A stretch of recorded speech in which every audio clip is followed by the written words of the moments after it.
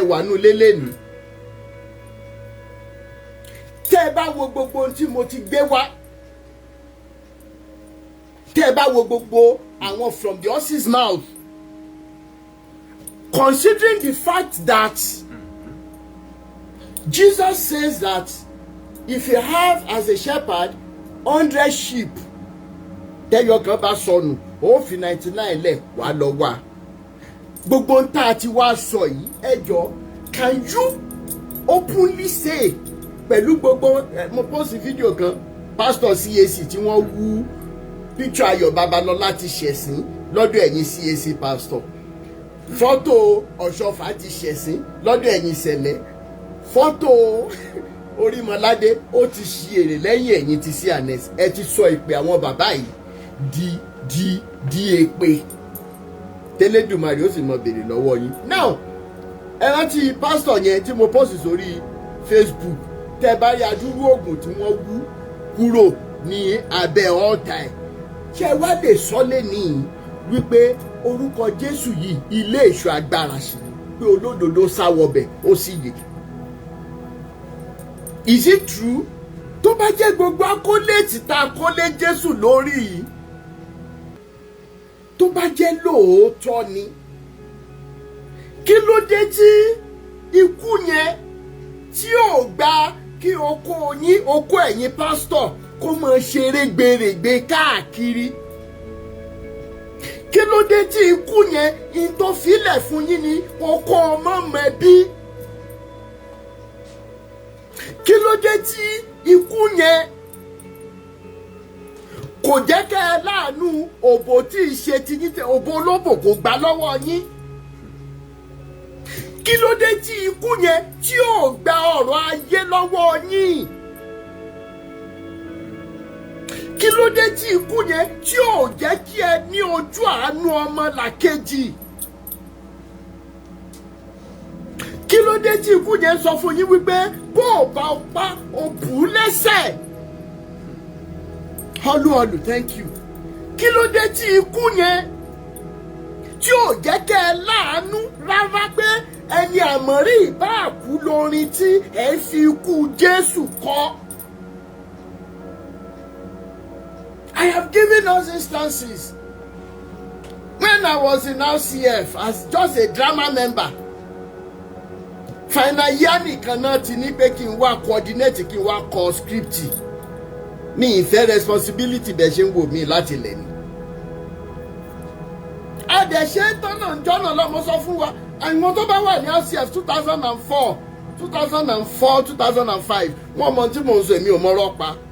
It was a very beautiful drama. Gbogbo ìgbà kan sì ń ṣe drama rádàdà, a sì ní ìbẹ̀rù Ọlọ́run ju ẹ̀yin tẹ́lẹ̀ gba ìpè lọ tá a mọ̀ pé èpè lẹ gbà. Irú ẹ̀ ní tarákùnrin tá a fẹ́ sọ lénìí. Gbogbo ẹ̀yin tẹ́ wá jẹ́ Christians àti pastors nínú ilé, ẹ mọ̀ wá convince àwa tá a láṣẹ mọ́sẹ̀ wípé tí olóko ńlá bá ń jó ni a máa gbin ni. Ẹ ti fi orúkọ Jésù dó wa títí ẹ yọ kúrò níwájú, ẹ tún fi sí fùrọ̀ wa, fùrọ̀ gan ti ya báyìí, fùrọ̀ ti gbóná, aláṣẹ mọ́. Torí wípé pápá ò bá ṣe é san yóò ṣe ká sọ. Ọ̀nà tẹ́ ẹ fẹ́ gbà lẹ́yìn ìgbà tẹ́ bá gbọ́ àwọn voice note yìí, ọ̀nà tẹ́ ẹ fẹ́ gbà fi convince wa wípé máa bọ̀ ọmọ ìgbàlà wálé, mo fẹ́ mọ̀. The same way I am telling àwọn oníṣẹ̀ṣe, ilé wo lẹ́ ń gbé àwọn èèyàn sí? Ọ̀nà wo lẹ́ ní pé káwọn èèyàn máa bọ̀ tó jẹ́ ọ̀nà bàbá ńlá wọn? Mi ì ní fi gbá kan bọ̀ kan nínú. I'm telling us the truth. Tẹ́yìn pásọ̀ bá ní pé irọ́, Jésù lọ́nà òtítọ́ àti iye. Tẹ́ẹ̀dẹ̀ ń gbé gbogbo kìíní ìwọ tẹ́ẹ̀dẹ̀ rẹ́dì láti sọ ojú abẹ́ǹkó. Ọ̀pọ̀ nù yín ló máa sọ wípé Jésù lágbára láti gbàlà. Yet tó bá di wípé kẹ́ ẹ sọ ojú abẹ́ǹkó, Jésù yìí ò lágbára mọ́ torí wípé ẹ lóòótọ́. How can you be respecting àwọn tó jẹ́ godfathers yín nínú ara Olúwa as against being there for Jesus? Kí ló dé tí Stephen ò mọ bẹ̀rù àwọn Pharisee àti Sadducees ìjọ́nà lọ́hùn tí wọ́n gbé òkúta ńláńlá dání? ẹ̀yin ti sìn yìí ní Nàìjíríà ẹ mọ̀ ní ẹ mọ̀ káwọn bàbá yẹn wọ́n ti ga àwọn èèyàn náà fẹ́ já wọn bọ́ ni. Where is the truth in the body of Christ? I am challenging us today. Where is the truth? Mo béèrè ni ẹ̀yin oníṣẹ̀ṣe náà kò yọ yín sílẹ̀. Ọ̀nà wo lẹ̀ ń pe àwọn èèyàn sí? Ọ̀nà ìmúnisìn, ọ̀nà bẹ́ẹ̀ ṣe fẹ́. How do I even describe it? Mùsùlùmí náà ọ̀nà wo lẹ̀ ń pe àwọn èèyàn sí? Ìtorí ẹ̀ ní Fàjà Nation ṣe sọ wípé ẹni orí yọ ó dilé. Let's begin to visualize truth, love and humanity as another religion and see whether life will be easier for you or not, and see whether what you have always believed in will make more sense or not.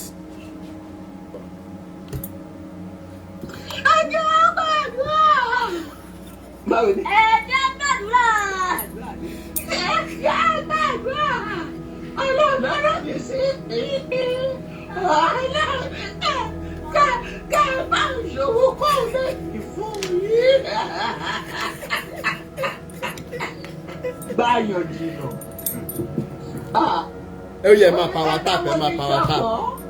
Mo fẹ́ bẹ̀rẹ̀, wọ́n ti flag mi. Mo wà liberated. Kí n tiẹ̀ tó travel, torí mo travel. Láì tẹ́ mi travel ní July àbí July kò àmọ́ lọ. Ní May lòun náà travel wá sí UK. Èmi náà wà UK, mo wà ní Newcastle, ó lọ sí London. Ó ní ká dá owó níjọ́ kan. Tó mo wá dá owó yẹn. Àṣẹ tẹ́mùtẹ́mi rajà lọ́wọ́ ẹ̀. Òun náà refund owó mi sínú àkáǹtì. Èmi kàn ní gbagagbaga. Mo ní ẹ̀rí ti bì fún èmi náà. Èló ni mo dẹ̀ dá, mo dá 1,000. Ara ẹ̀ náà lára. Bá mú 1,000 tí mo lọ fi ra ìdajì kílò ìsáwá. Màá jẹ́ ló bá lẹ́tà mo kàn dé wá pé tẹ́mù pé mo wá ṣáàjì tẹ́mù pé mà tí ì dá owó mi padà o. Ló bá di wípé wọ́n ti dá padà, ń bá lọ wo déètì tí wọ́n dá padà lórí kíní wọn ń bá rí bàbá ẹ̀ ní kẹ́ ìgbà tí mo tún dé torí èmi máa ń fẹ́ ṣe òfin tó tó. Ìgbà tí mo tún dé òun dé ṣáájú mi, òun ò lò tó 2 months, ó dé ṣáájú mi. Tó gbà tó tún tẹ́mi náà tún padà dé, ló bá tún ní pé ká tún dá owó kan. Mo ní kò burú. Ìgbà yẹn náà ló ní pé ká ra polo. Mo ní ẹ̀mí mi ò ra polo, ìdí irọ́ náà ni sàkámà ń jẹ mi. Grandson mi ní òun fẹ́. Dọ́tà mi kan náà ó lóun fẹ́. Mi ìdẹ̀ lè ra fóun kí n má rà fẹ́ gbọ́n ẹ̀. Àbáṣà sọ. Ṣé bìlíìfì pé ẹni tí a kó owó polo mẹ́ta fún 5,500 àgbàlagbà méjì pẹ̀lú 3,000 ti children kan. Ṣé bó jẹ́ 14,000 yẹn bá kó 14,000 ránṣẹ́ sí yẹn náà? Àwọn ẹbí bàbá ẹ̀rí tán jọ ń ṣiṣẹ́ pọ̀ yẹn bá ní 11,000 monitor. Anything tó bá ṣàkà ẹ bá mi kó polo. Àwọn ọmọ grandson mi á máa wọ̀, á máa fi gbá bọ́ọ̀lù káàkiri, kò jù bẹ́ẹ̀ lọ. Ló bá tún yá owó lóní pé kan tó dáwó. Ẹ̀rí á tún bì fún wọn. Èmi náà bá tún dá.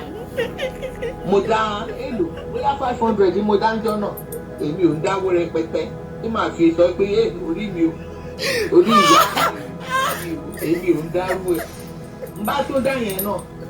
Ó tó bí ìjọ́ kèlò ní bá tún rí 40,000 lákàntì mi.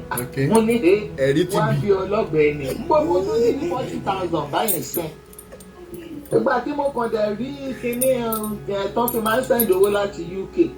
Bóyá Costa àbí Lanster ní ti ẹ̀rántí mo kọ́ lọ ṣàánú mi. Ẹ wo 70 náà kò kì í ṣọmọ kékeré ọdún. Ní bá rí yẹn náà mo ní ọmọ ó dàbí ẹ̀rí tó ti dì fún wa o. 40k lélẹ́yìí o. N bá jáde the second week bá lọ sọ́dọ̀ àbúrò ọmọ. Mo ní ń gbọ́ tọ́lá wọn mà lẹ́rìí máa ń bì fún wọn o. Ẹ̀rí mà bí 40k fún mi o. Bọ́mọ ẹ ṣe gbókìtì ẹ̀rí nìyẹn. Ó ní ẹ̀rí bì fún 40k tí àǹtí ń sẹ́ẹ̀dì sí yín. Ó ní ẹ̀rí tó bì fún yín.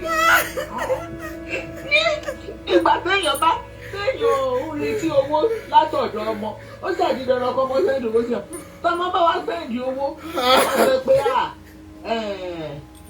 wọ́ndà àbí kí náà máa ń pè ẹ máa rántí ẹ̀yin lẹ̀ mọ gbogbo ẹ̀ èmi ò mọ̀ orí mi ò ní mẹ́mú ní fásitì. 82,000 ó kù few ká fi bẹ̀rẹ̀. ìgbà téèyàn lówó gbàǹbì kan tó wá sọ fún tó sọ di mírèkù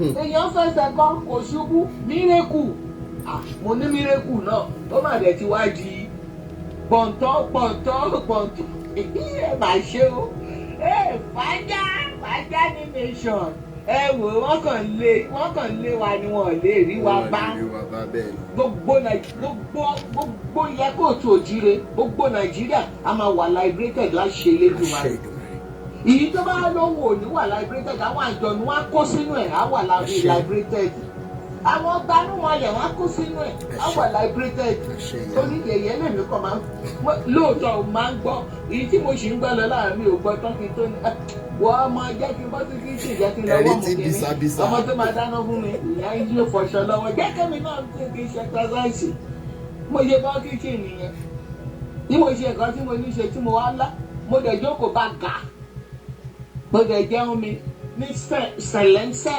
87 ó kù 13 ní ìtí ìṣí mo ní kí ẹ jẹ́ bá wa power tap ká bẹ̀rẹ̀ sí ní rọ voice note máa yí. ǹbá pèsè life yẹn tó invite mi sí kinní ẹ̀ ní January 22 at least a gbọ́ voice mi wípé mi ni mo sọ àwọn tó ń tọrọ àwọn tó láwọn tọrọ. bẹ́ẹ̀ ni ìyá ẹ ṣé òjèrè ẹ ṣé bàbá ọkọ mi àlàáfíà bàbá ọkọ mi láyọ̀ ẹ bá mi kí ìyá ọkọ mi náà ìyá àbàdàn bàbá ọkọ mi bàbá ẹ̀gbá ẹ bá mi kí ẹ̀yin méjèèjì ẹ bá mi kíra yín ẹ ṣé gan-an ni ẹ ṣé gbogbo ènìyàn ló ń dúpẹ́ lọ́wọ́ yín ìgbà mọ̀lẹ́ dẹ̀ máa tì yín lẹ́yìn Olódùmarè máa wà pẹ̀lú yín wọ́n lè rí yín gbéṣe láṣẹ Elédùmarè wọ́n máa fọwọ́ ara wọn máa fi ṣera wọn ni wọ́n máa fọwọ́ ara wọn máa fi gbọ́mọ wọn sí ni láṣẹ Elédùmarè ọ̀gá ògo àwọn oníranù onírakàtí olódo kò kọ́ṣẹ́ kò kàwé òdì hectares of land ló rà ní àárín oṣù méjì láàárín oṣù inú bíbí gbọ́dọ̀ láàárín oṣù méjì ó ra caterpillar ó ra ambulance ó tún ra kílẹ̀ ń pè èyí tí mo ti ẹ̀dá lóde ambulance yẹn owó kámilá mo dá 3,000 mo dá ẹnìkan náà ló dùn mí nínú gbogbo ẹ ṣe. àti bọ́ ní tó bá fi lè mú ìyá mi yìí bọ́ kò sẹ́ni tí ó lè bọ́ lọ́wọ́ àwọn àṣírí whosoever they are ó yá ó kù 90 ó kù 6,000 ó yá power tap kó 100 torí mo ti gbéra mi ṣe pèpè tí ò bá 100 kí n ní play voice note ẹ jẹ́ lọ́mọ wálẹ̀ ó ń dáná mo ní mo send ẹ̀ sí gbà mí gbọ́ ẹni Jésù ń padà bọ̀ wá ó dẹ̀ ń padà bọ̀ wá ẹja gbọ́ ẹ máa ní láti tẹ́tí dáadáa ní o ṣe mọ̀ pé bedroom voice ni bàbá wa ní Olúwa yìí. I don't want to show you all the stickers to send sọmọ lọ́mọ. I don't want to show you. ní fi bẹ̀ yẹn hàn yín àwọn sticker oró tó yẹ pé tọ́mọ ò bá dúró dáadáa ọ̀gànjọ́ òru yẹn ni ó bọ̀ síta pé òun fẹ́ lọ ṣe sọ́kẹ́tì. Ó yá ó kù 1,000. Egbe.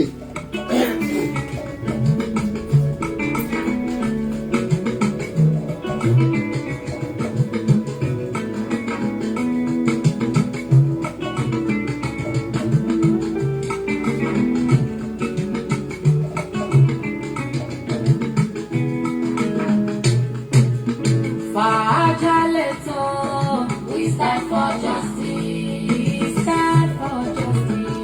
Over religion. We stand for justice. We are religiously liberated. A fẹ́ bẹ̀rẹ̀ tó báyìí.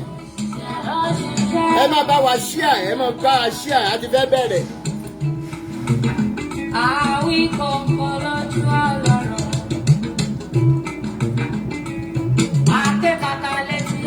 Sísítà mi Àdùnní ṣẹ́yìn náà mọ bàbá ẹ̀ rí ni.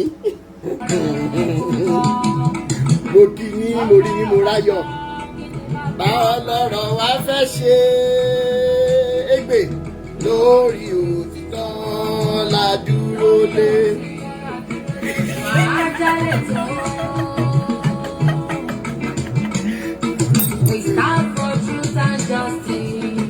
Bishop Andrew kì í ṣe àwọn stickers tẹ́ lè wò bẹ́ẹ̀ ṣe wà ń bí iṣẹ́, kì í ṣe àwọn stickers tẹ́ lè wò bọ̀bọ̀ yìí, bọ̀bọ̀ tẹ́ ń wò lẹ́yìn mi ẹ jẹ́ mọ̀ sọ.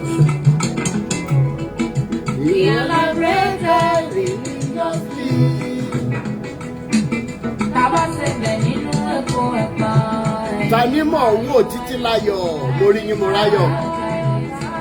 Unique Ronke. Ìjọba ooo. Tìmí lọ́nà ẹ̀. Rantia 101. Lambalo.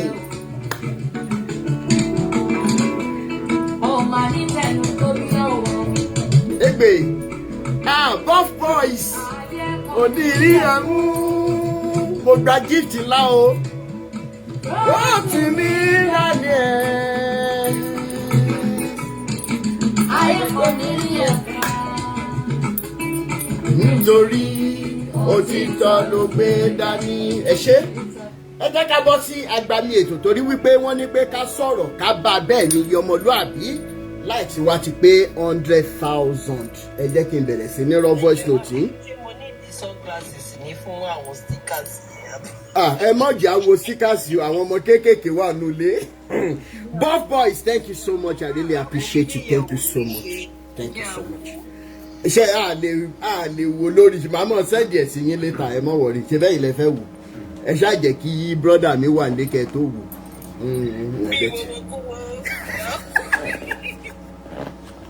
Ṣé aláfẹnugbé sí ni ká sọ ni? Ṣé síkà aláfaragbé sí ni? Ṣé síkà aláfẹsẹ̀rò ni?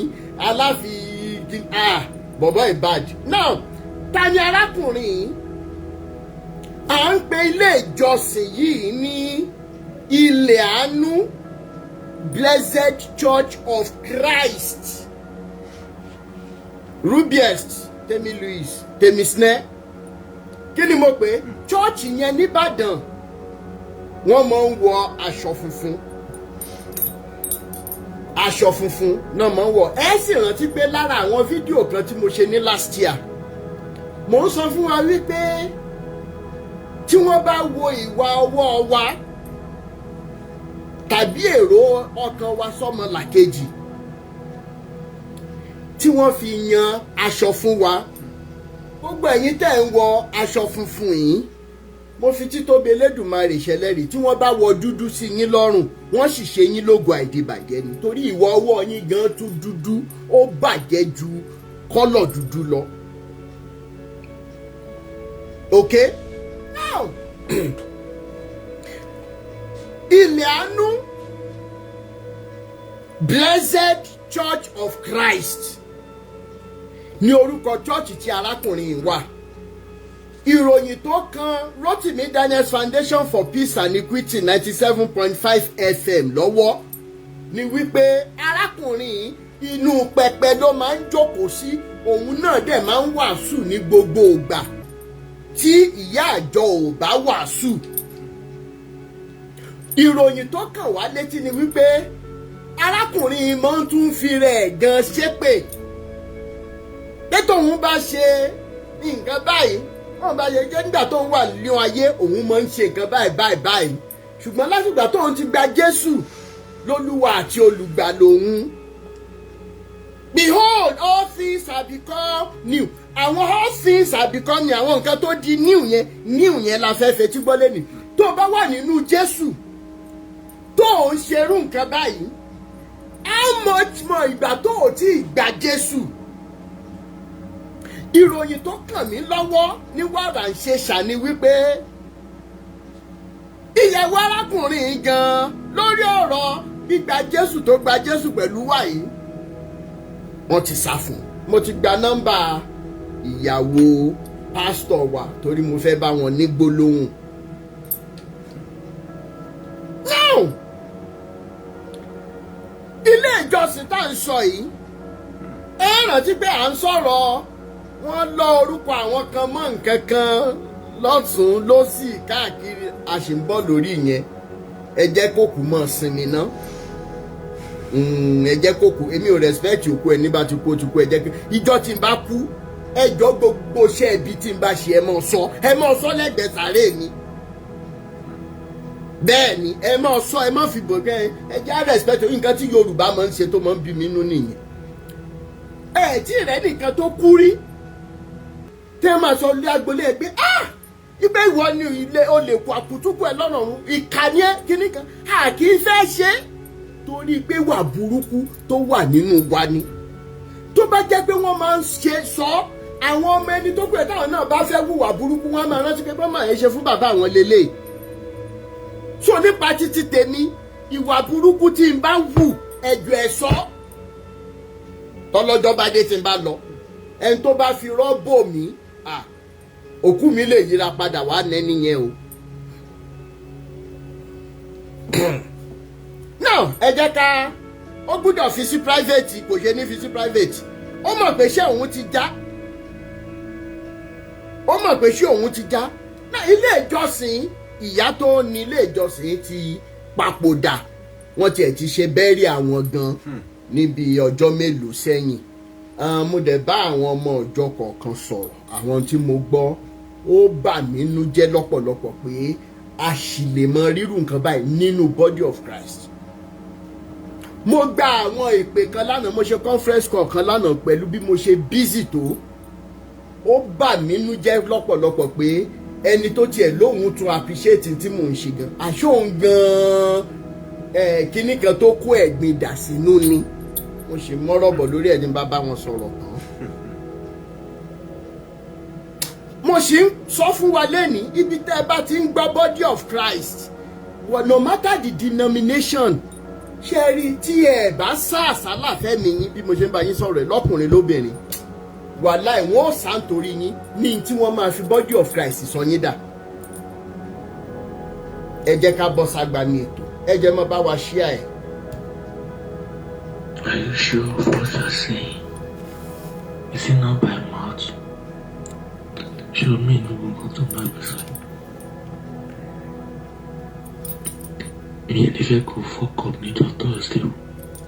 No excuse. Ẹ mọ̀ gbọ́ níjọ́ Thursday arákùnrin nínú voice note tí mo access ọmọ yóò tí ì pé 18 tó ti ń lé káàkiri ẹjọ́ bẹ́ẹ̀ bá ṣe ń gbọ́ voice note yìí ẹ mọ̀ bá wa power tap ní gbogbo kíní wa Facebook TikTok YouTube Instagram ẹ máa bá wa love kán má bá flag wa ọmọ yóò tí pé tí gẹ́gẹ́ bí ìròyìn tán fi kàn mí lára ọ̀ tó kàn mí lára tí arákùnrin ti fẹ́ faná jó òkè ó fẹ́ faná jó káwá ní gbogbo ìgbà yẹn ni ìròyìn kàn wá lọ́wọ́ irújọ́ Thursday àná yìí ló yẹ kí wọ́n lọ pàdé gbogbo òtẹ́ẹ̀ tí wọ́n ó ti pàdé and everything ó ti pa ó ti kún ṣùgbọ́n àwọn nǹkan kan ṣẹlẹ̀ àwọn logistics kọ̀ọ̀kan ṣẹlẹ̀ tẹ́mọ̀ gbọ́ ìdí ẹ̀ tá a ṣe lè lọ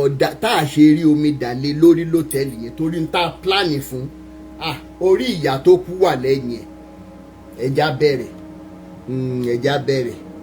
ẹja ẹ mọ̀ ṣíà ẹ̀. Are you sure of what you're saying? Is it not by mouth? Show me no go to my person. Me if I go fuck up need your Thursday. No excuse. Jumbo. No excuse. More for me attitude like I am. Mo ṣe ń bẹ̀ sọ lọ́wọ́ bàbá mo mi ti change. Tó bá ipa lè ṣe fídíò call ni, tó bá lè ṣe sex video ni, wàá rí mo sì mọ̀ wá. Everything ti change pẹ̀lú mi. What? Máa wò mí gan ó ti dìde. Like seriously. Ó ti dìde. bí kí n máa sọ̀kẹ́ ni, Hey. bí kí n máa lá ọ̀bọ ẹ̀ ni, bí kò fẹ́ tán fún mi ni, bí kí n máa jẹ ọ̀bọ ẹlòmíì. Did you love it like that?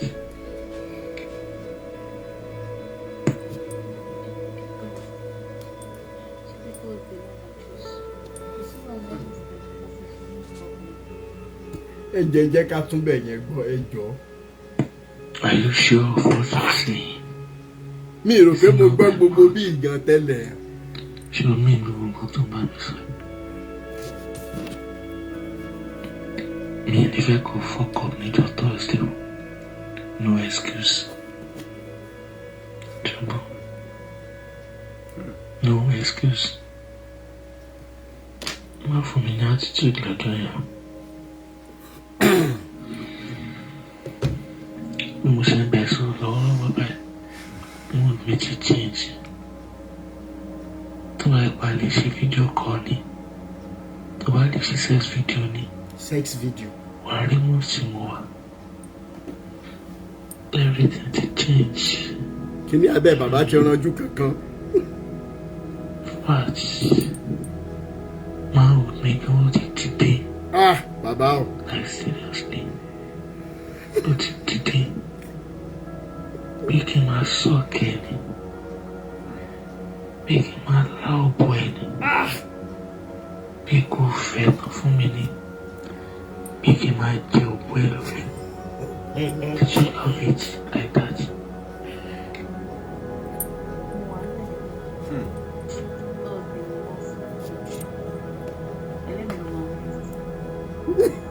Ta ló ní ṣòkòtò òun ti tutù? Mo dẹ̀ máa wá surprise you. Ta ló ní ṣòkòtò òun ti tutù? Ta ní ṣòkòtò ẹ̀ tutù ẹ̀? Ó dà. Ibi ìlarí mọ lórí ètò tèmi, a máa pàdé lọ́sẹ̀ tó ń bọ̀. Àwọn èèyàn ó ṣe ìpè fún mi ní. Mo sàmì òní bá mi sọ̀rọ̀ ọmọ láyé.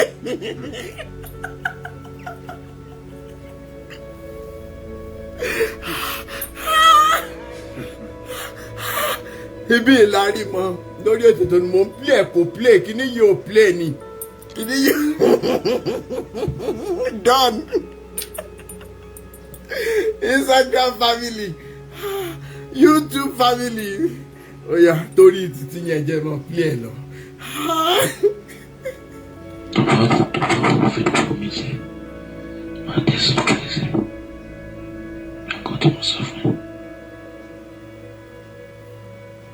I'll surprise you. For real, I will surprise you. Pastor Bidemi. To one life of free people promise to witness. Only put him with so many. But you will not in the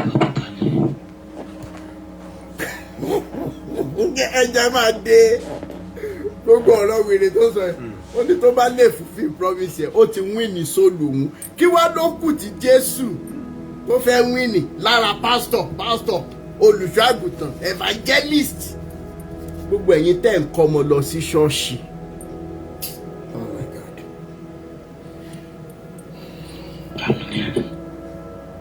Ìjọ tó ń ṣe tó bá lè pa mí lẹ́rìn tó bá mi ṣeré gan. Kàkó oníkú mọ́. Máa surprise you. We see.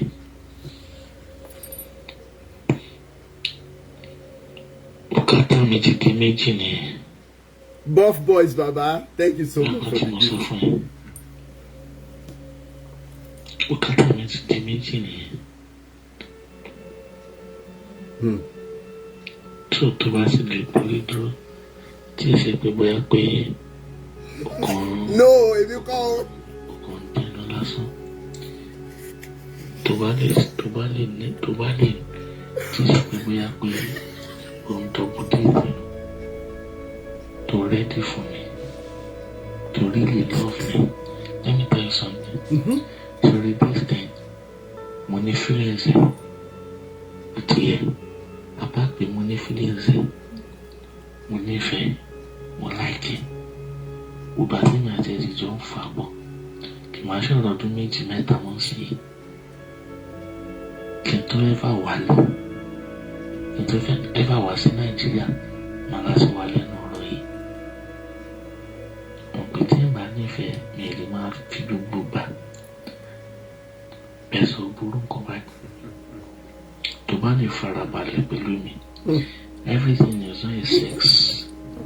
It's not that people are first ready sex toy me. No. I want you to show me true love.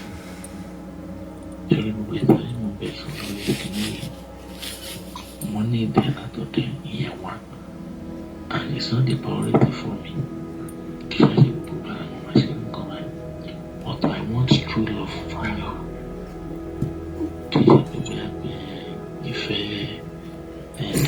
Not because of money. Not because of money. Do you understand? I want true love from you. That's it. Stop it for me. But you won't hurt me. See when you take and replace them will fall in love, baby. Do I crazy for me? Because mommy can surprise her. What's here? Princess Abiola Ben. Hello. What's here? Don't have a camera for it. Don't have put in a virus. Ó sọ fọ́mọ yẹn wípé kọ́mọ yẹn ya fọ́tò ọyàn àti láwí kó yà sóhun. Ọmọ yẹn náà wá ń sọ fún pé kó náà ya títí ẹ̀. Ó wá ń sọ pé òun ti yà bọ̀ ó dúdú wèrè tó fẹ́ ṣàgbèrè tí ò tún ní fóònù gidi ẹja tó gan. Aládé. Bẹ́ẹ̀ ni ó ti na married man. Mo ti yà bọ̀ ó dúdú. Don't have a camera for it. Don't have put in a virus. Mo ti yà ó dúdú. Èèyàn lè mọ ṣerú nǹkan báyìí káàkiri kí kámẹ́rà àti kíní fóònù mọ́ ní virus. Ewu ọjọ́ tó ń lo fóònù tí ò ní virus. Ọmọ ọkọ tó máa ṣẹlẹ̀. Kí ló máa ṣẹlẹ̀? Jẹ́ ká kó sáré fẹnu ṣe sex video. Ká fẹnu ṣe sex video. Ó ti yẹ jẹ́ ká fẹnu ṣe sex video. Oye. Ṣé o máa ń wọṣọ sùn ní àbó kí n wọṣọ sùn? Ṣé wàá pọ́pá ẹ̀ tiẹ̀? Pọ́pá ẹ̀ tiẹ̀ ká fẹnu ṣe nù. Ṣùgbọ́n pọ́pá ẹ̀ tiẹ̀ open your leg. Take a socket. Balance for you one more so just socket. You know, please.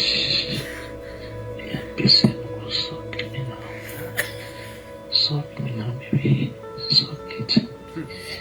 So feeling. Ọmọ, mo ètò ìyá. Orúkọ Jésù ti dùn tó, ògo ni fún orúkọ rẹ̀. Ògo bànújẹ́ àṣẹlàlà, ògo ni fún orúkọ rẹ̀, ògo fòkọ rẹ̀, ògo fòkọ rẹ̀, ògo fòkọ rẹ̀. Ògo forúkọ Olúwa. Tí bá ṣe yẹ̀yẹ́ bí báyìí wípé ẹ̀yin tẹ́ ń bára yín sùn tẹ́ jẹ́ ibo láriwo èyí tí ń wá.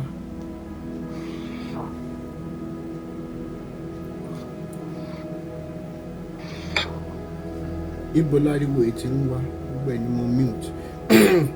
Now mo máa ń wá béèrè kankan pé ẹ̀yin pásítọ̀ tẹ́ ń bá ọmọ ìjọ sùn tẹ́ ń bá choir members sùn àwọn choir members yín.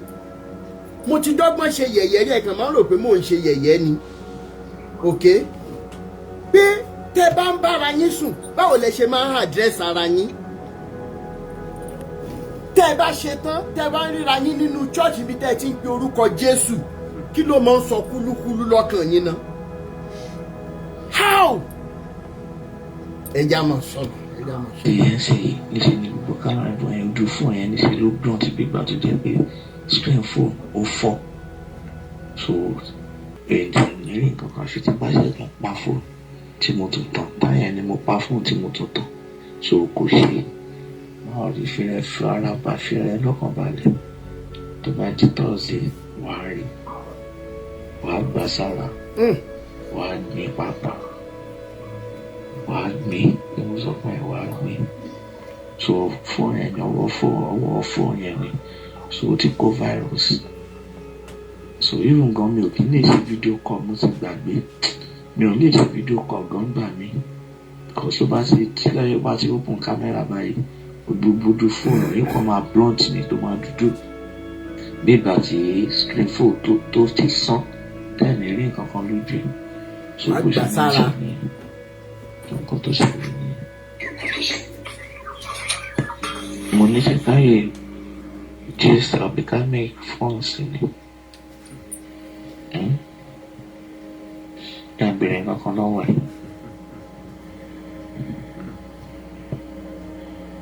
Do you really like sex much? Because obìnrin mi wá náà like sex. Do you really love sex? So like sex, o máa ń gbádùn ẹ̀ gan. Do you really love it?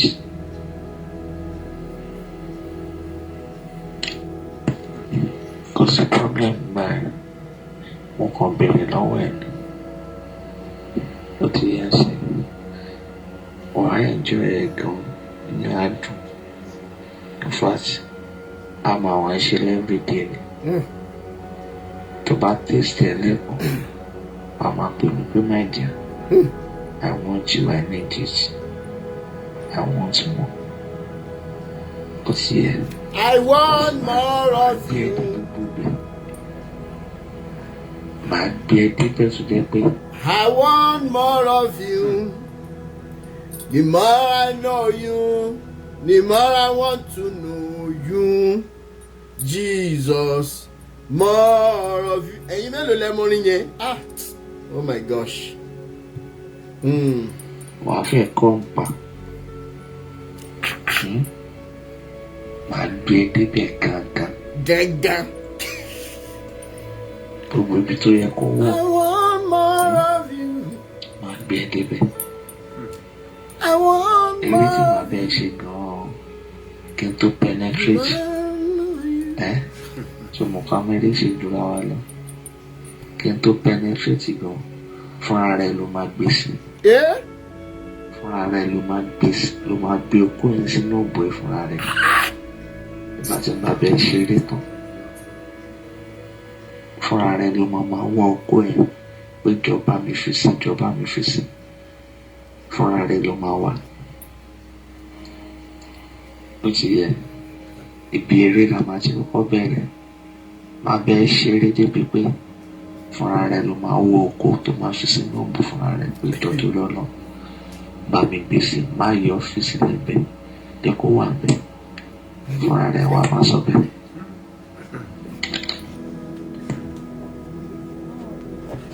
Ẹ jọ̀ọ́ ẹ bá wa share ètò yìí. Ẹ jẹ́ bá wa share, ẹ jẹ́ káwọn èèyàn gba ìgbàlà tọ̀fẹ́ tá a mú wá. Ẹ jọ̀ọ́ ẹ bá wa share. Oh my gosh.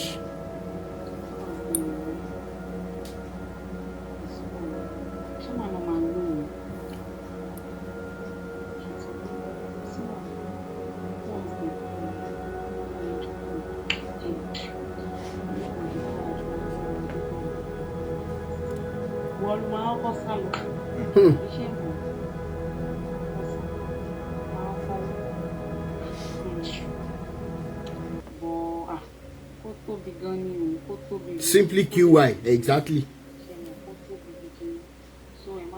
Big, bold, and handsome. Lọ́mọ fẹ́. So àwa là ń sọ fọ́mọ ẹ bó ṣe máa play along. Ó yé yín.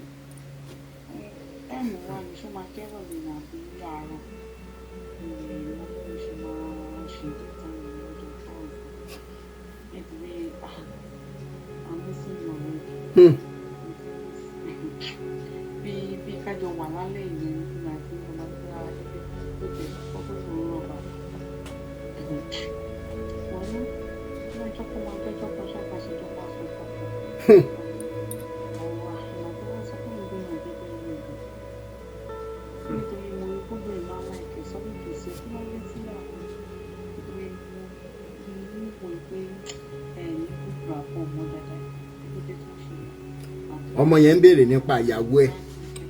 Thank you so much Tayo Muiwa for sharing. Rubiest, okay.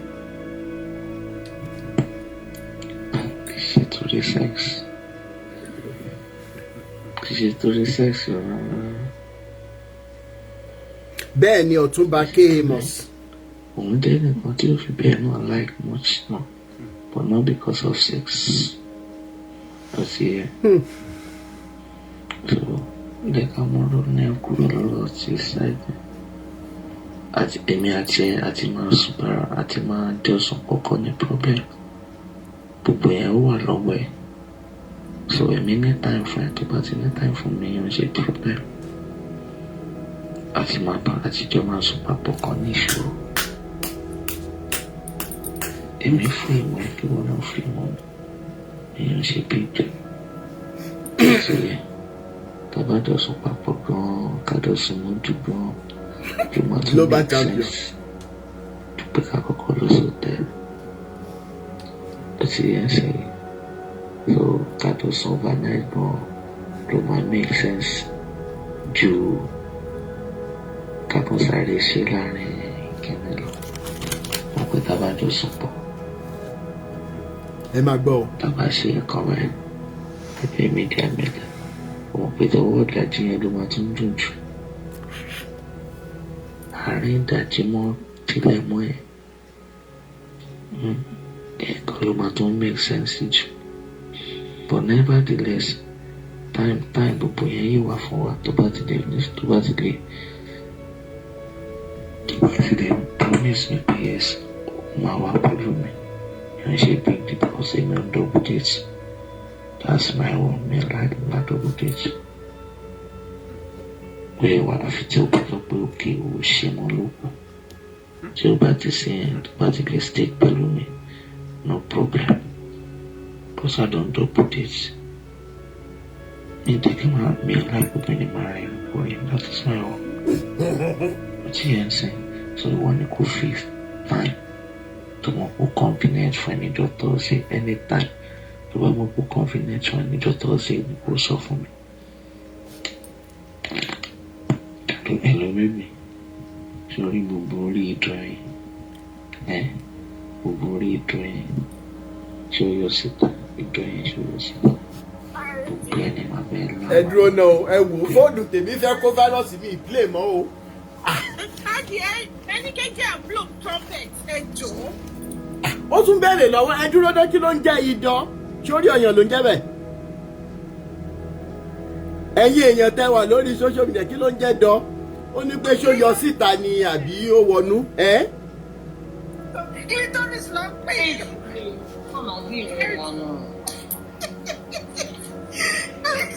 Yẹn jẹ́ blow trumpet báyìí. Ṣé tẹ́yìn bá jẹ́ angel náà gbé trumpet fún tẹ́ ń gbọ́rù nǹkan báyìí ṣé yóò dùn lẹ́nu yín? Ṣé trumpet máa dún lẹ́nu yín? Tẹ́ ẹ gbọ́ tó ń sọ pé ṣé dán wọlé ṣé dán jáde? Idán. Wèrè ni bàbá ẹ̀ wèrè.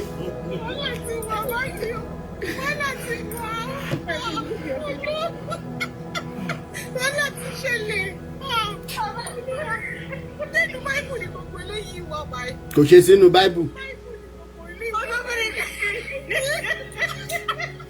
Wọ́n ti bá wa jẹ́ báyìí gbogbo àwọn táwa lórí báyìí wá fún àwọn ti kọ̀ wọ́n sí báyìí.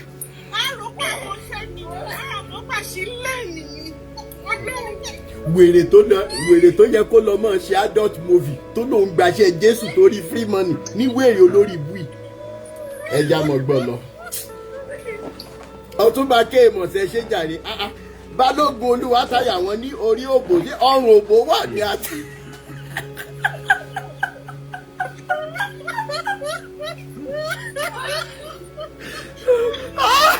Ẹ wo ẹ nípa mi o.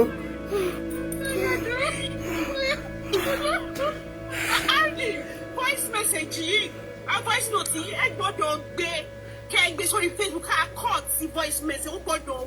Gbogbo ẹ̀yin tẹ́ bá fẹ́ kọ́ọ̀tì ẹ̀ mọ́ kọ́ọ̀tì ẹ̀kẹ́ mọ́ fojú ẹ̀ sí ṣé wọ́n lórí àwọn burú ni. I need the voice message yìí ọ̀nà I need it.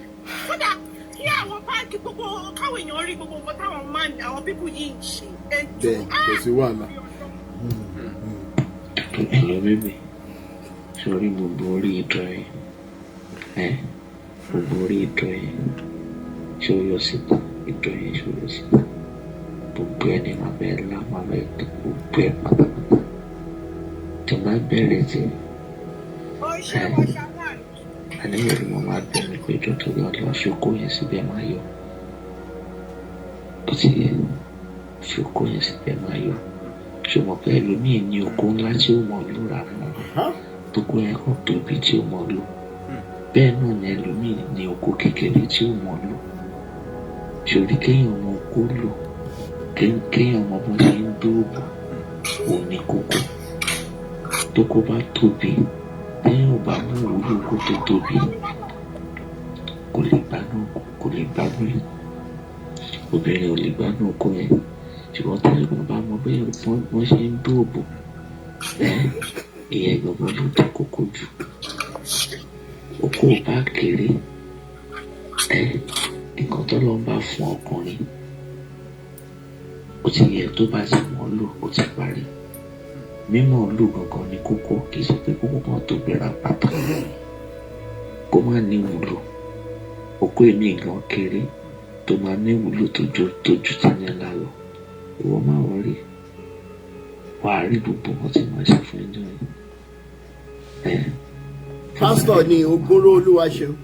Nàìjíríà ó dájú ká tẹ lọ sùn sí Ìbàdàn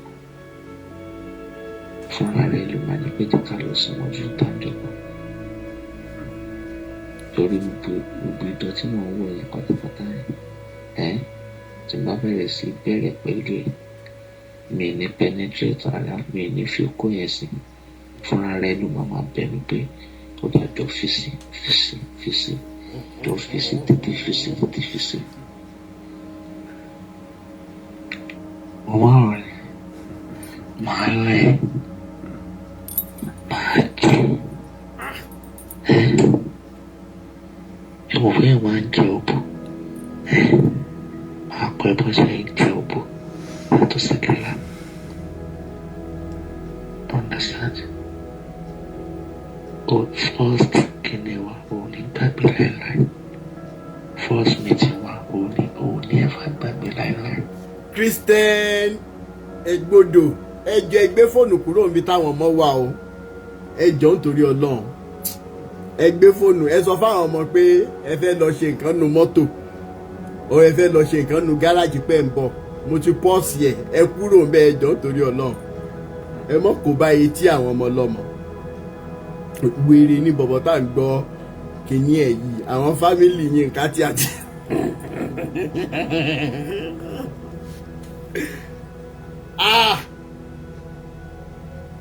ṣé èmi lọ́mọ èṣù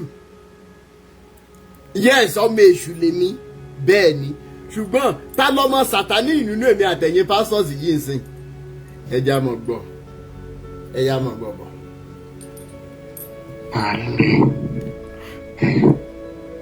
máa lé àdùn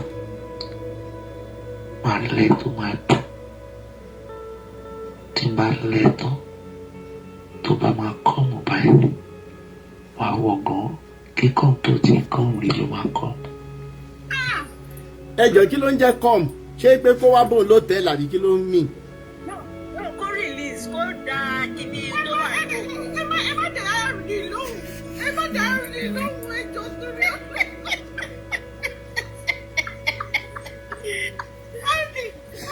wàhálà ṣẹlẹ̀ nínú body of Christ wàhálà ti ṣẹlẹ̀. ó ti fi ẹnu ṣe blue film tán kò ní.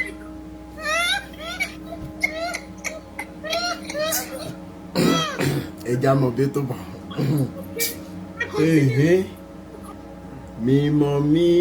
mímọ́ s'Elédùmarè ojú pásítọ̀ Bidemi kò lè rí ògo rẹ̀.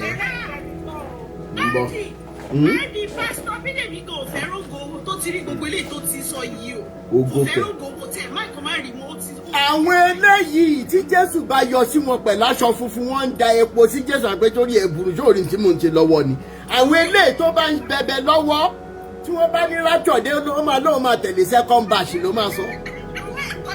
ṣe ní áfírí lélẹ̀ ẹjọ́ ń tẹ̀lé second batch ẹjọ́.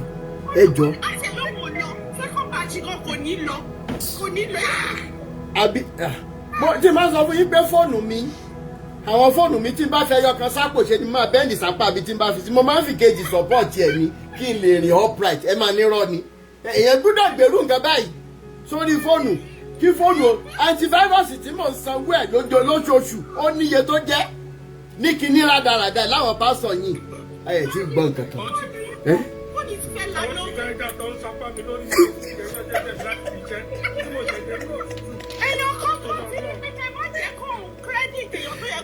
Bishop Andrew ni.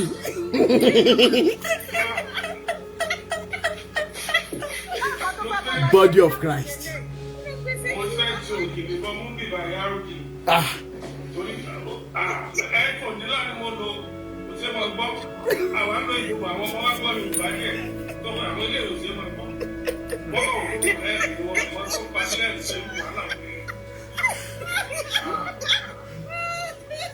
Ẹ já mọ̀ bí tó bọ̀.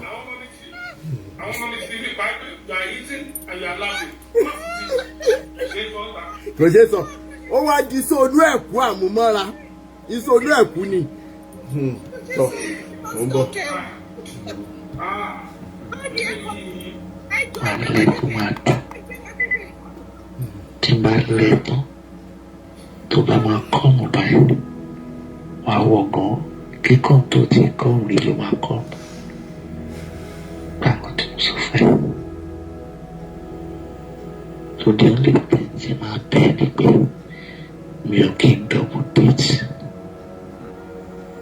Mo ti understand mi ò kí n double date mi like it.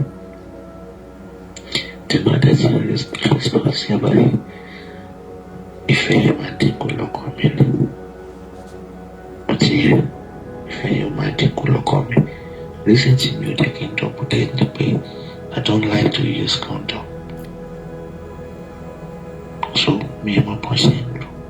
So mo dẹ̀ máa ń wà careful gan. Kí n tó lè rí obìnrin. Ó ti yẹ sí mo máa wà very very careful. You have to make yourself reserve for me. Wọ́n láti reserve ara ẹ̀ fún mi. Ó ti yẹ sí. Then I will always love you. O lè regret pé o mọ̀ mi. O lè ever regret pé o ní sex pẹ̀lú mi. Nǹkan tí wọ́n sọ ti yẹ. The relationship bá dá. It can lead to any length. I don't bloody care. Church people. Àwọn ọmọ ọ̀rẹ́ kò sí tí mi ò ní bẹ́ẹ̀ ṣe mi. Kò sí tí mi ò ní bẹ́ẹ̀ ṣe. Pátápátá ni màá bẹ́ẹ̀ ṣe. Tí wọ́n náà bá ti mẹ́rẹ̀ ṣe, ó ti parí. Tí wọ́n pé obìnrin mi ò mẹ́rẹ̀ ṣe rárá. So obìnrin tó bá mẹ́rẹ̀ ṣe,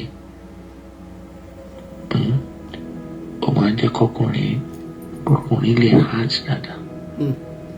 Ṣùgbọ́n tó bá yẹ kọkùnrin nìkan ló ń dá ṣe, ó mọ̀ pé kò ní dùn dáadáa. Ṣùgbọ́n tá a bá dìjọ enjoy it, tèmi náà enjoy it, òun ló máa make sense. Ó ti yẹ. Fún nǹkan tó ṣẹlẹ̀ ní nítorí gbogbo fídíò yẹn gan-an, ìsìnkú bóyá pé à ń ṣe lọ́wọ́lọ́wọ́ báyìí. Mo yẹn wò, mo ti wà mood pé bóyá à ń ṣe lọ́wọ́lọ́wọ́. Like seriously. Tí mo pa àwọn eré kan máa ń wà tó jẹ́ pé èèyàn ní láti bọ́ pátá. Èmi náà máa ti kọ́kọ́ bẹ̀rẹ̀. Èèyàn ní láti bọ́ pátá. So. Ẹ jóná. Torí wọ́n ní a máa ń pé gbọ́n ní àìpégbọ́n ó ní wọn ò ní bọ́ pátá báwa náà máa ṣe.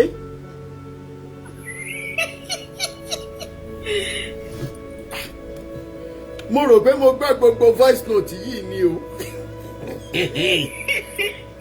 wọn ò ní bọ́ pátá tí wọ́n máa wá dáhò sí pátá ni wọ́n gún lọ́bẹ.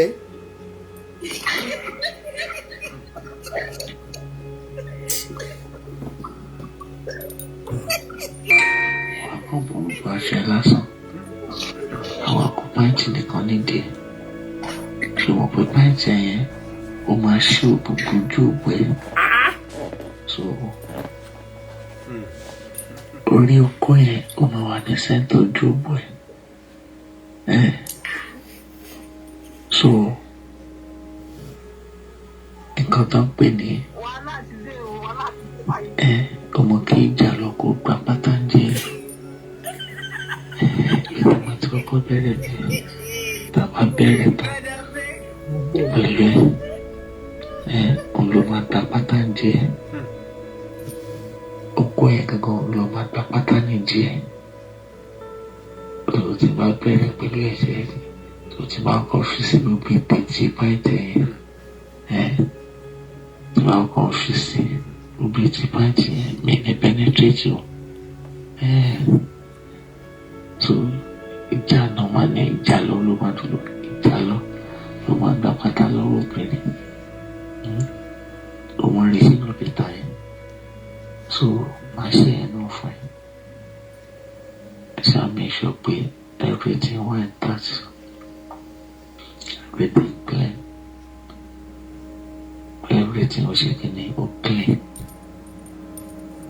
everything bá ṣe ẹnu dé báyìí ó máa switch tí máa lè suck dáadáa. ẹ jẹ́ máa bá wa power tap ẹ jọ. No problem. General gbogbo owó àlẹ́gbẹ̀ẹ́ báyìí pẹ̀lú bẹ̀rẹ̀ àti bẹ̀rẹ̀ sí ní ṣe ó ti jẹ́ kí n wá múdù. bẹ́ẹ̀ ni Princess Abiola. mo ti wà emotionally feelings mi ti high gan. Navia ṣe de mi mọ́. ti high gan. I'm already feeling it now. Ìfẹ́ mi pẹ̀lú rẹ̀ mo ti wà in mood. Emotionally moved. Kí la lè ṣe fúnra wa? Ta lè fi jọ kàn? Kí la lè ṣe ta lè fi jọ kàn?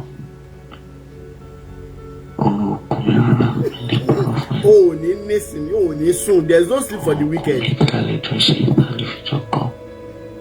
Chai. Bẹ́ẹ̀ kẹ́ta ara mi mọ́. Like seriously. Kẹ̀kẹ́ máa ń bú ẹ̀mí kẹ́ta ara mi mọ́. Èkó bọ́yọ̀ ẹ̀ sí mi lẹ́nu kí n rọra máa sọ́ọ̀kì orí ọmọ ẹni.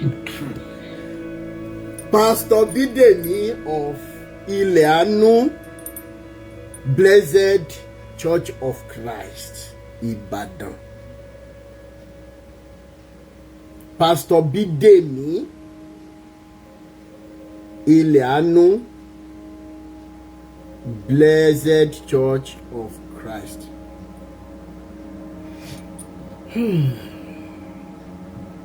Evangelist, prophet, pastor. This is really disheartening. Èkó bọ́yọ̀ ẹ̀ sí mi lẹ́nu kí n rọra máa sọ́ọ̀kì orí ọmọ ẹni.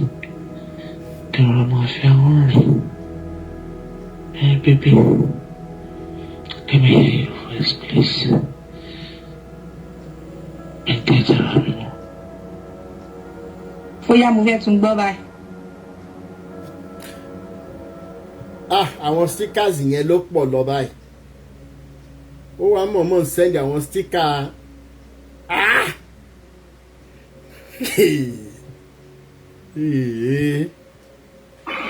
Hello babe, ṣe bá a máa ríra lọ́la náà. Ọ̀la ṣé bíi 4 náà àbí bíi táwọn náà ṣe é ká fi sí bíi 4 náà.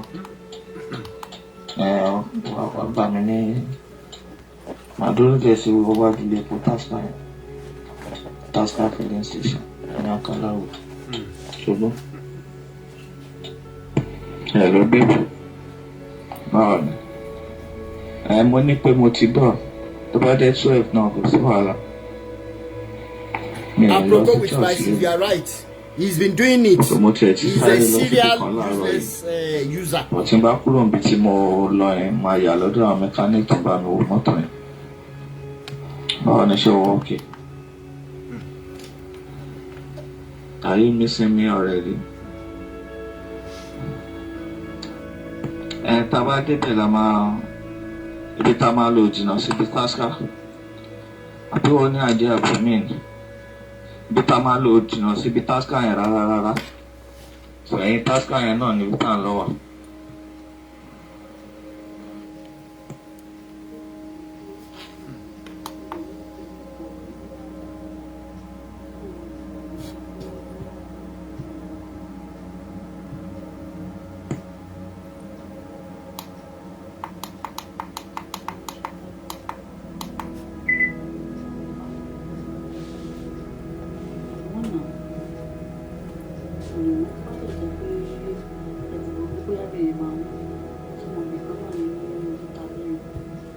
Okay, but you don't know something. You can visit Baye. Protection of the person. That will help you. That's my baby. Love you more. Èmi ò mọ bí wọ́n pè lórí ìta mẹ́rin yẹn o. Òkè jẹ́ ká sí báyìí. Bóyá màá gun báìkì wá nìyẹn. So tí bá gba Ẹlẹ́bú wọlé, ṣé màá gbé ní junction Ẹlẹ́bú ṣe màá kàn pé oríta mẹ́rin ibo ni màá ti dúró ń bẹ̀. Láti bọ̀ lọ́kadà máa ti gbé mi dúró, mi mọ gbogbo àdúgbò yẹn rárá, mi mọ gbogbo bẹ́ẹ̀.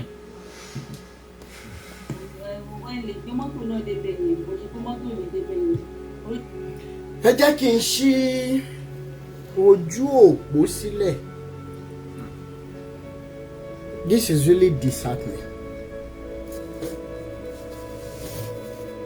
Anybody tó bá fẹ́ pè wá látòrí Instagram, ẹni tó bá fẹ́ pè wá wọlé látòrí Facebook tàbí látòrí YouTube, ẹ jọ̀ọ́ ẹ hi mi lórí WhatsApp yìí pé ẹ fẹ́ dá sí ètò. Ẹ jẹ́ kí n kọ́kọ́ pe ìyá mi wọlé.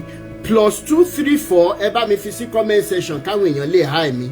+234 80 9290 6250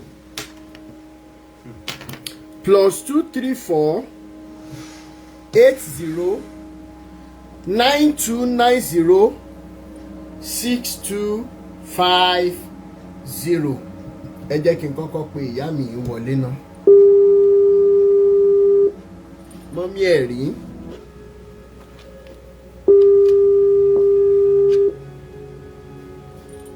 Dá. Hello mọ́mí mi dáadáa. Èmi lè mi. Mọ́mí mi dáadáa, ẹ̀yin títí bàbá ẹ̀rí. Yẹ bàbá ọkọ mi. Ṣé ẹ̀rí ń bì dáadáa? Ẹ̀rí mọ́tọ̀, èèmọ̀ tó tẹ̀lé tí wọ́n kí pè. Ọmọ kínní kan, ọmọ tó mi kàn understand ni wípé sórí ẹ̀rí tí wọ́n máa ń jẹ yẹn. Bẹ́ẹ̀ni. Òun ló ń jẹ́ káwọn èèyàn túbọ̀ lọ síbẹ̀. Arranged ẹ̀rí ni wọ́n arrange ẹ̀rí. Bẹ́ẹ̀ni. No, wọ́n ṣe ẹ̀rí from Libya, from UK, from Canada, all over the world. Wọ́n ní agent káàkiri mà. N tí mo mọ̀ ni. I thought that much. Bẹ́ẹ̀ni, mo sì bá yàn kan sọ̀rọ̀ lánàá, à ń try láti wá woman yẹn wà lára àwọn tó máa ń arrange àwọn tó máa ń bá wọn ṣe tí wọ́n bá ti fẹ́ ṣe crusade. Tá a bá ti get contact woman yẹn máa gbé wọn wá sórí live program. Bẹ́ẹ̀ dẹ̀ náà ní káàkiri, bẹ́ẹ̀ ni mà. Arrange ni. Arrange ni sẹ́. Ghana ni mo ti gbọ́ arrange yẹn àti bàbá wò tiẹ̀ ní Adébóyè. Arrange. Àwọn ni mo mọ̀ pé wọ́n máa ń ṣe arrange testimony. Arrange ni sẹ́. Tí ó bá kí ń ṣe arrange mà, ṣé wọ́n lè tẹ̀lé wa lọ sí hospital? Oh yes. Wọ́n lè tẹ̀lé wa lọ sí hospital. Oh yes. Because mo ní nǹkan kan ó ṣe ní under my under my feet. Yes, ma. Ó ní ẹ̀rí yẹn mo ti lò for some time before I even travelled on holiday. Ó believe pé ní orí mo dẹ̀ ń sọ pé tó bá ṣiṣẹ́ yìí náà èmi náà gbé gẹ́gẹ́ àdúgbò láti mẹ́tọ̀. Mo gbé wọn ní gógó kan wípé nǹkan kan ṣẹlẹ̀ mo lo omi ẹ̀rí ó dẹ̀ lọ wípé but the major one tó bá ti happen màá jẹ́ kí màá tó jẹ́rìí. The famous system irọ́ ni o but with a long prayer with God Almighty with my heavenly Father. So believe pé kíní yẹn èmi ò gbúròó ẹ o tó bá kàn wá lẹ́ẹ̀kọ̀ọ̀kan màá dẹ̀ gbọ́kàn mi kúrò bẹ́ẹ̀. Torí mo ti wòó pé bóyá torí yẹn tiẹ̀ ti pẹ́ ó ti pẹ́ tó ti ń ṣẹlẹ̀. Ọmọdé gbọ́kàn mi kúrò bẹ́ẹ̀ at least for this last month throughout kò ṣe mí. You know ẹ̀jẹ̀ náà bá ti ń wí nǹkan kan. Bẹ́ẹ̀ ni natural kìíní ni. Yes. Natural occurrence ni. I don't like hospital. Mo hate pé kí mo hospitalize me. Torí once a nurse inú hospital máa ń bí mi I would deceive him. But I know how to take care of myself. Tí n bá ń jáde lọ tí n bá rí ewé lẹ́mìí mi bá ní já ewé lọ sí ọlọ́gbó á dẹ̀ já whatever I use it for ó dẹ̀ máa clear. What is it? Nbo là ń bá ayé yìí lọ. Jẹ́ kí n sọ fún ẹ within a month condition or within 2 months. Bẹ́ẹ̀ni. Bọ̀bọ̀ yìí ó ti ra hectares of land yẹn. Ó ra caterpillar. Ó ra ambulance. Ó dẹ̀ ra jeep. Àwọn ọmọ ọjọ́ òró ń jẹjẹ o. Ó fẹ́ àìmọye wọn débi ìgbà tó máa sọ wípé ẹgbà táwọn ṣe ẹnìkan sáyìn àwọn ní 5,000. Arranging.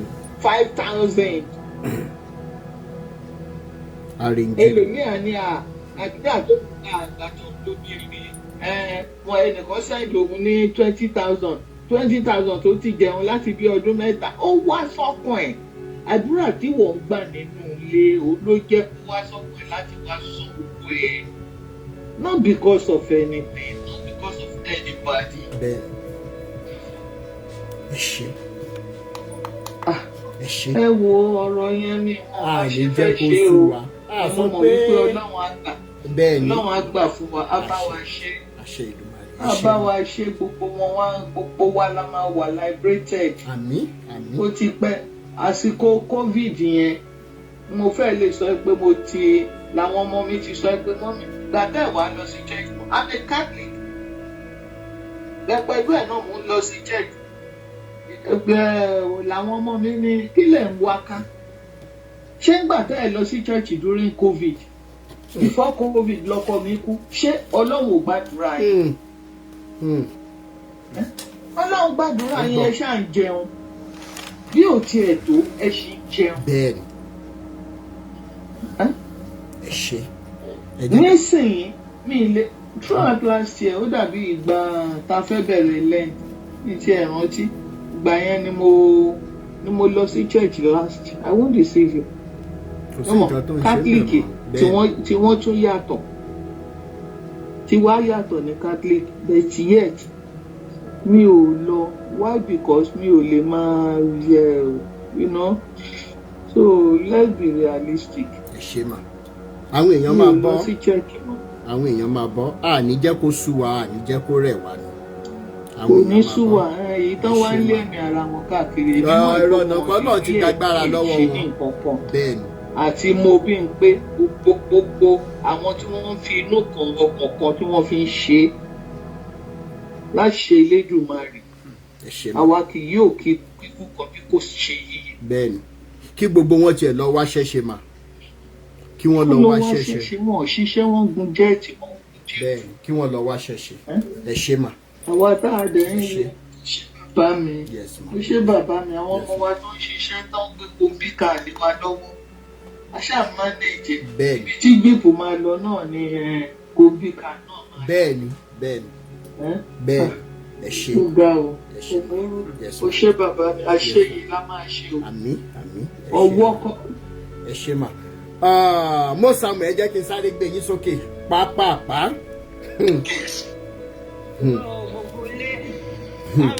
Honestly, I'm speechless. I am too. I'm speechless. This is so sad. This is sad. This is not funny at all. It's not. It is heart-wrenching. It's disheartening. Body It's of not Christ. Satan. Kilo day. Body of Christ, no. No. This is not good enough. I feel like shedding tears. Do you know how many people this guy has deceived? In the body of Christ, and what was in sorrow? Ben. The way is oh no. So you not in so. Ṣé ìyàwó ẹ̀ ò sí ní sórí pẹpẹ ló wà ní àbó lọ sápamọ́ sí. Original ìyàwó ẹ̀ ti sá fún. Ó ti sá fún torí ìṣekúṣe náà. Woman yẹn ti sá fún. Mo ṣe máa bá woman yẹn náà sọ̀rọ̀. Òun ìlò kọ́ńdọ̀ bẹ́ẹ̀. Ṣé bàbá yóò ti ní HIV báyìí? He doesn't like to do. Gbogbo nǹkan tó ń sọ. Tó ń sọ. It's not funny. Honestly, we're just laughing and looking at it this way. It is something we should be weeping about. barely. Yes. Because this thing has destroyed so many lives. That made so many people that a lot of people in fact, oh God, this is too traumatic because I don't know. I don't understand it. Because what is the meaning of this? Is this what this Christianity is all about? Is it what is meant to teach us? Is this what look at where it has brought us? Ẹni yìí máa ń dúró sórí altar preach o every Sunday. Can you imagine? Desecrated altar. Altar to desecrate. Can you say things like this and you feel that you are only enough to come to the altar, to mount the altar, to talk to me about Olori Buruku Jesu? Can you just imagine? Look at it. Your Christianity can anybody that is morally upright say this thing to someone you don't have anything with? You're not even saying it to your wife, you're not saying it to your girlfriend, you're saying it to an underage.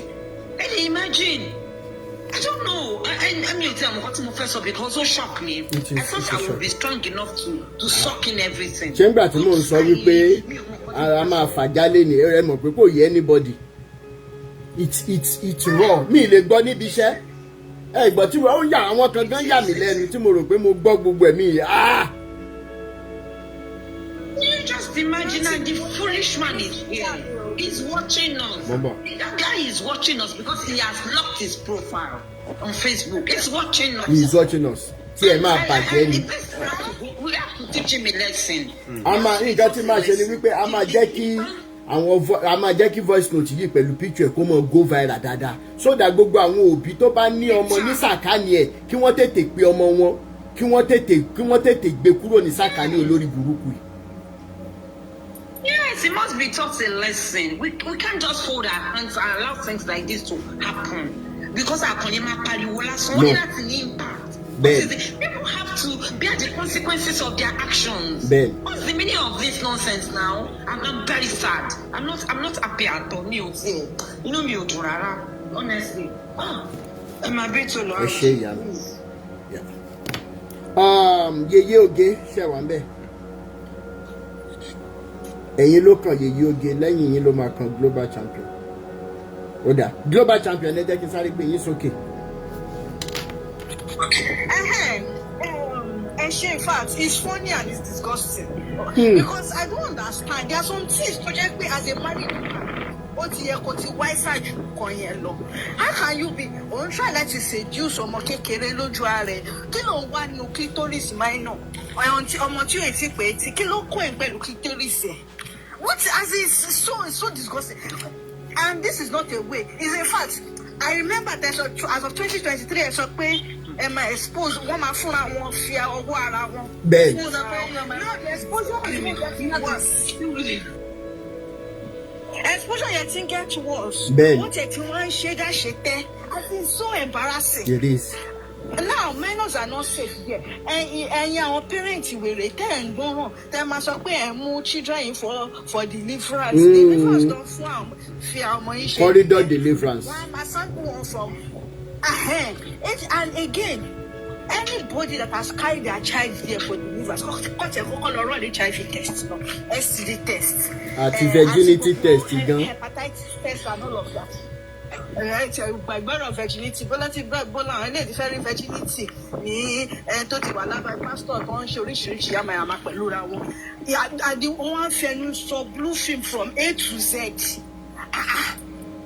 So obviously, this is not his first time. What is she? To pay Yahoo.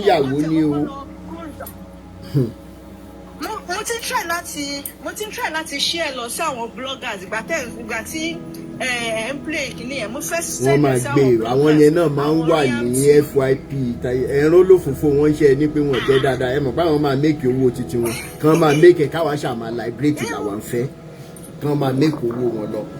Irú Instablog yẹn kó gbé eléyìí torí is very very embarrassing and disgusting. Yes. So and again, man, this is enough evidence. To arrest your for pedophilia. This is a very because this girl, even if she's 18, it is unheard of for the pastor. And this one too, our marriage counseling, marriage advice. Ní wọ́n tó jẹ́ pé ó dọ̀tí in and out. Kò sí kankan tó wà exemplary of you. This is a big one for parents. Don't come on see church. This is a big one. Then ní jẹ́ kó sú wa ní jẹ́ kó rẹ̀ ṣe pé mo máa ń sọ pé tí ó bá jẹ́ torí àwọn parents torí àwọn ọmọ wa. As a parent, even if you want to do deliverance, share deliverance fún. Kí ló ń pè deliverance? Kí ló ṣe ọmọ tán deliver from? Global chairman, kí ló ṣe ọmọ tán deliver from? I don't see the sense in it. But if at all you want to insist pé o fẹ́ ṣe deliver ṣe bó ló bímọ ẹ ara ẹni ọmọ ẹ ti jáde ṣe deliver. If at all you are insisting, you so much believe in pastor that your own common sense, then do your deliverance yourself for pastor. Torí irú àwọn pastor tó jẹ́ pé wọ́n máa mú embarrassment wá eléyìí ò ṣe role model at all ló yẹ kó arrest ẹ. Àwọn yẹ kó arrest ẹ kó dẹ̀ run HIV test fún gbogbo àwọn ọmọ tó ti wà lábẹ́ ẹ ṣe ìyá ẹja máa bẹ tó bọ bẹ́ẹ̀ wọ́n lọ sí therapy. Ìyẹn táwọn pípù yẹn bá lè jáde ẹ ṣe tí wọ́n bá lè jáde láti sọ Yèyé Oge Adéọlá ṣẹ̀wá ń bẹ ní láti unmute Yèyé Oge ṣẹ̀wá ń bẹ Yèyé Oge okay Allen World ìyẹn tí network yín bá Allen World. Mo wà bí network dẹ̀ dá. Okay, a ti ń gbọ́ ní. Mo listen sáwọn èèyàn ní àárọ̀ yìí nígbà tí ẹ̀ ń sọ pé brother mi sọ pé àgbọ̀ngàn mo ṣe ń try kí n wọnú òtútù lọ́nà ní wọ́n rò pé òkè mi ìfẹ́ mi ìṣẹ́dọ̀ 5 lẹ́yìn ṣe tán. Bẹ́ẹ̀ ni máníjà tí mo bá ṣe wò pé kí ni mo fi fóònù ṣe. Mo ṣáà ń sọ pé brother mi ní nǹkan tá a máa gbọ́ mo mọ̀ pé mo gbọ́ kékeré láàárọ̀ mi ò mọ̀ pé àgbọ̀ tó 1% of 100%. Ẹ gbọ́ nǹkan kan ní ìtí ẹ̀ lè pílẹ̀ tán gan sí. Àṣẹ àgbọ̀n kọ̀ọ̀kan kọ́ mi rí pé jẹ́rìí ókè. Ta ló pè mí? Hello? Phone pet ibi tẹ́ ẹ wá ariwo wà ń bẹ àdẹ̀rí yín mute ẹ máa sọ̀rọ̀ lọ. Ok, mo discover pé Ọlọ́run wà lótìtọ́ ó dẹ̀ ń gbàdúrà. Bẹ́ẹ̀ni. A ní láti lọ báyọ̀ kankan. Bàbá mi ìgbà mo wọ̀lú yìí. Mo kàn láti tún nǹkan tí mo máa ń ṣe tí n bá lọ sí àwọn site tí n bá lọ ṣiṣẹ́ nígbà tí mo wà Nàìjíríà ló bá jẹ́ pé ọpẹ́ níbì kan bàkọ́ mo lọ ṣiṣẹ́ fún Ọọ̀ni ní inú Ifẹ̀ lọ́dọ̀ ẹ̀ńtà àti mo ra kán tó dọ̀ọ̀nù. So mo discover pé àwọn ẹyẹlé máa ń ṣe lọ́wọ́ bẹ̀yẹ èmi á wá lọ máa bu rice fún wọn rice tútù. Ṣé you understand? Máa ń bu rice tútù pé mi ní ọkà bàbà.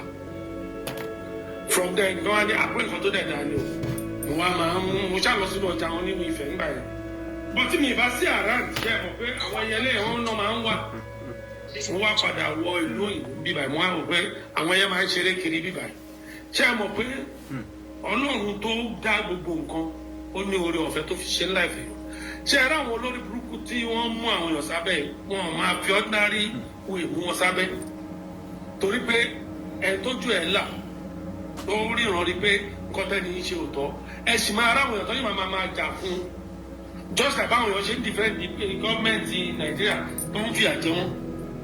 Ṣé àti gbogbo àwọn ọmọ kéékèèké tó wà nínú ìjọ yẹn gbogbo ẹ tó bá ti pé 19 to 21 náà tó bá pé 10 ọ̀bọ yẹn ti bá 8 sùn. ìyàwó ilé gan wà ń bẹ. ẹjọ ìyàwó ilé yóò ṣe kà ìyá ẹ tó mọ. wọ́n hà lẹ́jì wípé ẹni tó jẹ́ ọ̀rẹ́ ẹ̀ ló travel out ó bá yẹn sùn ó fún yẹn lóyún tó ṣẹ́yún fún un.